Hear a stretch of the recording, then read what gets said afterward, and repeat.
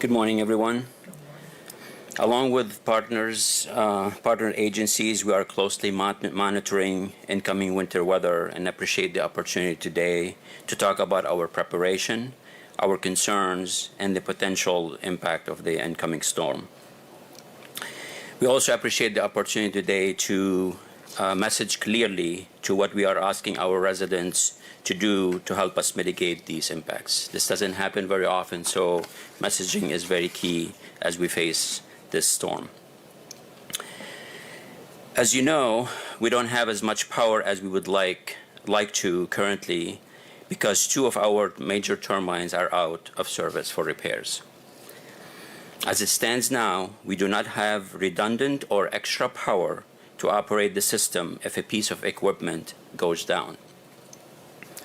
But thanks to the state and our partners here at the city at NOSAP, we now have two additional generators that will give us a total of 4 megawatts of power, added power.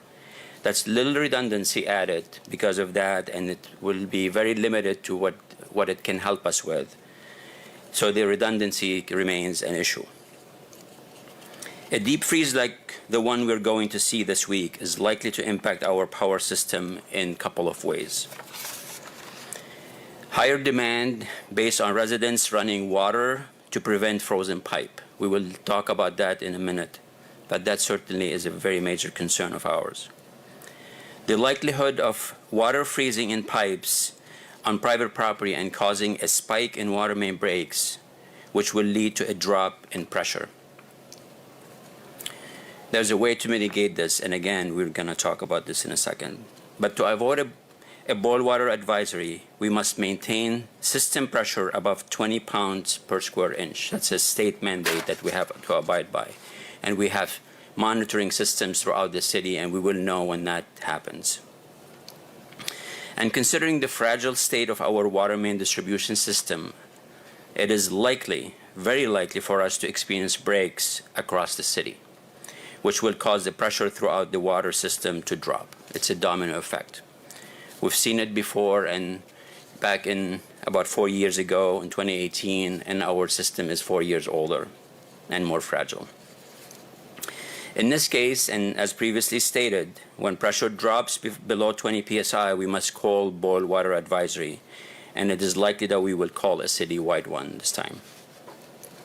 We are working very closely with Entergy, our partner, because we rely heavily on them powering a majority of our potable water pumps. So their system and how it's impacted by the storm will have a direct impact on our operation. Now let's transition a little bit into what we're asking folks in the public to do to help us mitigate this incoming storm. So there are a couple things that we would want you to do. Protect your water pipes.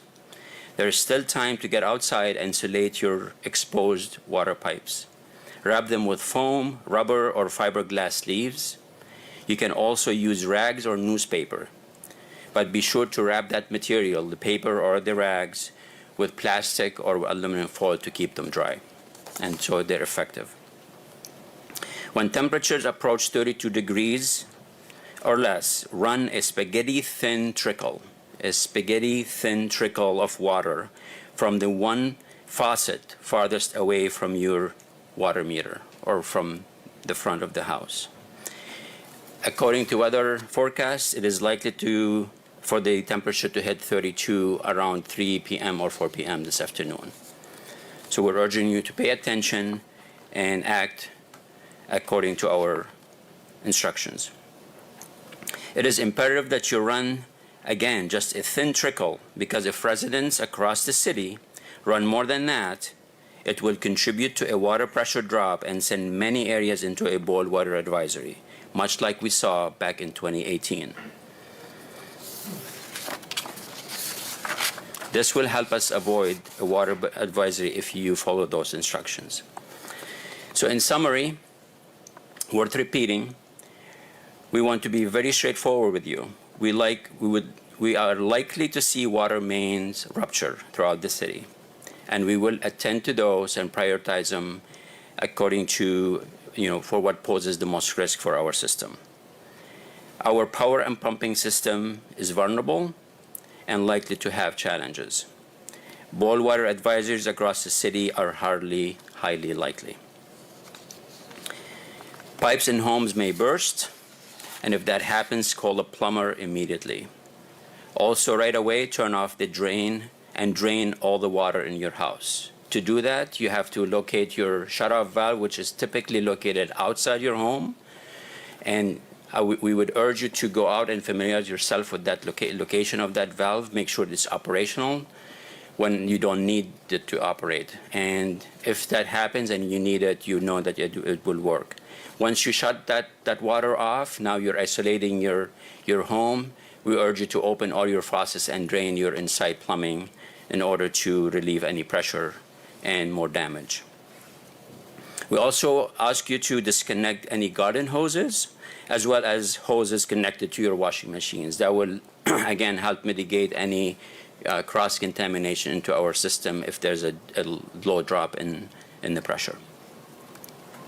And I cannot emphasize this enough. Residents, businesses, and schools that have gone unoccupied during the pandemic should take the same exact precautions. Owners must pay attention to what's going on in these occupied buildings for the next 24 hours and beyond. Failing to swiftly address a broken pipe will cause further damage and impact your water bill. It will take a citywide effort to get through this freeze. So we urge you to adhere to these guidelines as much as you can. And for more information, and we're going to compete to message on this and show visuals as to what to do, go to Fight the Freeze and visit our website or follow us on social media at SWN New Orleans. And one more ask: if you see and you're likely to see water main breaks in the roadway, in the public right-of-way, that's where we would like you to call 50 Water and let us know of such an occurrence. And at this time, I'd like to ask Ramsey Green to follow. Thank you.